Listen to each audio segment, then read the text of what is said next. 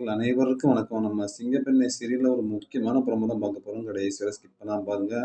ஏன்னா நம்ம ஆனந்தி வந்து இப்போ ரொம்ப ரொம்ப சோகமாவே இருக்கா. ஏன்னா ஆனந்தியோட பிரச்சனை வந்து நமக்கு நல்லாவே தெரியும். ஆனந்தி வந்து எந்த அளவுக்கு பிரச்சனையில இப்போ மாட்டிட்டு இருக்காங்கன்னு நல்லாவே தெரியும். தன்னோட குழந்தைக்கு அப்பா யாரு அப்படிங்கிறத கண்டுபிடிக்கணும் அப்படிங்கிற ஒரு முயற்சியில நம்ம ஆனந்தி இப்போ வந்து ரொம்ப ரொம்ப சோகமாவே இருக்காங்க. இன்னொரு பக்கம் அன்பு வேற வீட்ட விட்டு வெளில வந்துட்டாங்க. அது போக அன்பு வேற தாலி கட்டினது வேற நம்ம ஆனந்திக்கு கொஞ்சம் கூட புடிக்கவே இல்ல. ஏன்னா ஆனந்தியோட பெர்மிஷன் இல்லாம அந்த தாலி கட்டினது ஆனந்திக்கு கொஞ்சம் கூட பிடிக்கவே இல்ல. ஏன்னா ஆனந்தி சம்மதம் இல்லாம இருக்கக்கூடாது அன்பு வந்து என்னதான் லவ் பண்ணாலும் ஒரு பொண்ணோட பெர்மிஷன் இல்லாம தாலி கட்டுறது ரொம்ப ரொம்ப தப்பு. ஏன்னா நம்ம ஆனந்தி வந்து அதுக்கு முன்னாடியே நிறைய பிரச்சனைகள சந்திச்சுட்டு இருக்காங்க. தன்னோட வயித்துல வளர்ற குழந்தைக்கு அப்பா யார் அப்படிங்கிறத கண்டுபிடிக்கணும் அப்படிங்கிறதுக்காண்டி நம்ம ஆனந்தி வந்து ரொம்ப ரொம்ப கஷ்டப்பட்டுட்டு இருக்காங்க. இந்த அன்பு வேற இடையில வேற தாலி கட்டினது இப்ப நம்ம ஆனந்திக்கு வந்து 2 பிரச்சனை ஆயிடுச்சு.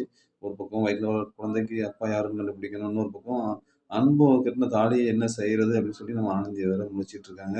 இப்போ இதுக்கெல்லாம் ஒரு மொத்தமா நமக்கு வந்து ஒரு விடை கிடைக்கணும்னா, ஆனந்தி வயித்துல வளர்ற குழந்தைக்கு அப்பா யாரு அப்படிங்கிறத தெரிஞ்சுக்கணும். அது வந்து கூடிய சீக்கிரம் நமக்கு தெரிய வரும். மகேஷ் சார் தான் ஆனந்தி அதுக்கு அப்பா அப்படிங்கிறது கூடிய சீக்கிரம் தெரிய வரும். அந்த மித்ராவ பிடிச்சா மட்டும் தான் அத கண்டுபிடிக்க முடியும். ஆனா அந்த மித்ராவுக்கு தான் எல்லா உண்மையும் தெரியும்.